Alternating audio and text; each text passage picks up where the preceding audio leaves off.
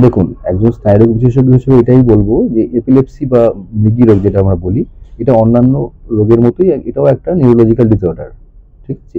এবং এটাও একটা নিউরোলজিক্যাল ডিসঅর্ডার, আমাদের ব্রেনের ডিসঅর্ডার। এটা কিন্তু কারোর ছোঁয়াচে রোগ নয় বা কারোর থেকে সংস্পর্শে কারোর সঙ্গে চলে যাওয়ার মতো রোগ নয়।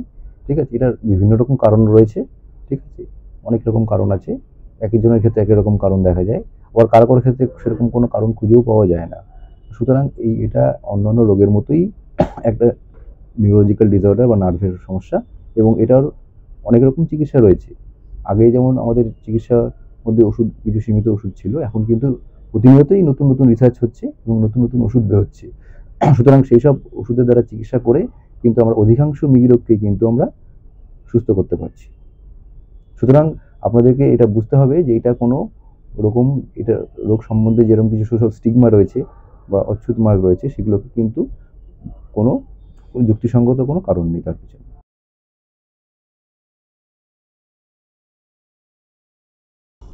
দেখুন, সেটুকু একটা তো রিস্ক থেকে যায়। কারণ এপিলেপসি বা মৃগী রোগের যে কনভালশনটা হয়, সেটা কখন যে কার হবে সেটা তো আগে থেকে কখনো প্রেডিক্ট করা যায় না। ফলে অনেক সময় রাস্তাঘাটেও আমরা এটা ঘটতে পারি, আমরা রাস্তাঘাটেও দেখতে পাই। সুতরাং আমাদের সবারই যেটা কর্তব্য, আমাদের চোখের সামনে যদি আমরা কাউকে দেখি যে এরকম ঘটছে, সঙ্গে সঙ্গে কিন্তু তাকে আমাদের কিছুটা সাহায্য করা উচিত। আমাদের একটু খেয়াল রাখা উচিত যার ফট করে যার কোনো চোট না লেগে যায়, কারণ পড়ে গিয়ে অনেক সময় মাথায় চোট আঘাত লেগে যেতে পারে। সেটা কিন্তু অনেক সময় একটু রিস্কি হতে পারে বা তাতে লাইফ রিস্কও থাকতে পারে। সুতরাং আমরা যদি কাউকে দেখতে পাই, আমরা চেষ্টা করবো যাদের যাদের মাথায় কোনো চোট আঘাত সেটা আমরা ঠেকাতে পারি। এবং যদি দেখা যায় ম্যাক্সিমাম ক্ষেত্রেই কিন্তু যাদের ওই এপিলেপসি বা কনভালশন হয়, ম্যাক্সিমাম কিন্তু নিজের থেকেই ওটা কিন্তু বন্ধ হয়ে যায়, কিছুক্ষণের মধ্যেই বন্ধ হয়ে যায়। যদি দেখেন যে ওটা কারোর বন্ধ হচ্ছে না, ক্রমাগত হয়েই যাচ্ছে, সেক্ষেত্রে কিন্তু তাকে আমাকে কাছাকাছি যে হসপিটালে নিয়ে যাওয়া দরকার আছে। দেখুন, এক্ষেত্রে একটা ভালো প্রশ্ন করেছেন আপনি। এর উত্তরটা কিন্তু অতটা সহজ নয়। কারণ এটা কিন্তু কোনো জেনারেল এর উত্তর নেই। এটা কিন্তু পেশেন্ট টু পেশেন্ট ওটা ভ্যারি করে। কারণ একেক পেশেন্টের কিন্তু রোগটা একেক রকম। সুতরাং কারো ক্ষেত্রে দেখা যায় যে আমরা ওষুধ কিছুদিন চালিয়ে তারপরে তার যখন খিঁচুনি বন্ধ হয়ে গেল, আমরা আস্তে আস্তে ওষুধটা বন্ধ করে দিতে পারি। তারপরে পরবর্তীতে তার আর কিন্তু ওই রোগটা আর থাকে না। আবার কিছু কিছু পেশেন্ট আছে যাদের কিন্তু দেখা যায় যে ওষুধটা বন্ধ করা সম্ভব হচ্ছে না।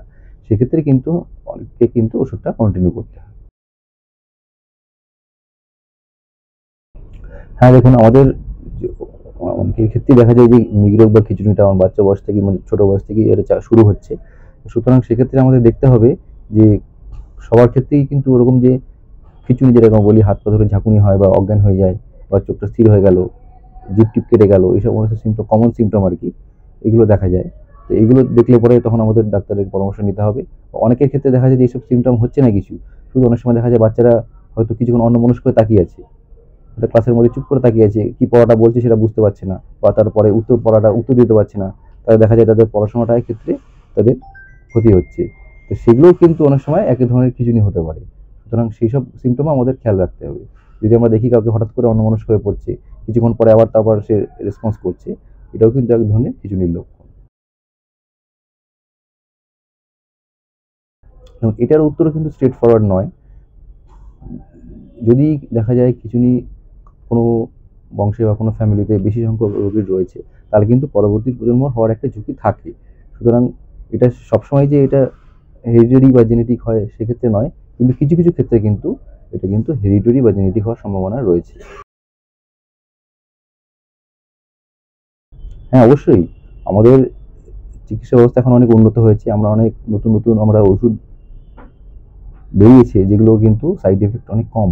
ঠিক আছে? কারণ যেহেতু খিঁচুনি রোগীকে ওষুধটা অনেকদিন ধরে কন্টিনিউ করে যেতে হয়, সেক্ষেত্রে যদি ওষুধের সাইড এফেক্ট কম থাকে, সেক্ষেত্রে কিন্তু আমাদের অনেক সুবিধা হয়। এবং অধিকাংশ কিন্তু মৃগী রোগীকে কিন্তু তাদের সঠিক চিকিৎসার মাধ্যমে সুস্থভাবে তারা তাদের জীবনযাপন করতে পারে।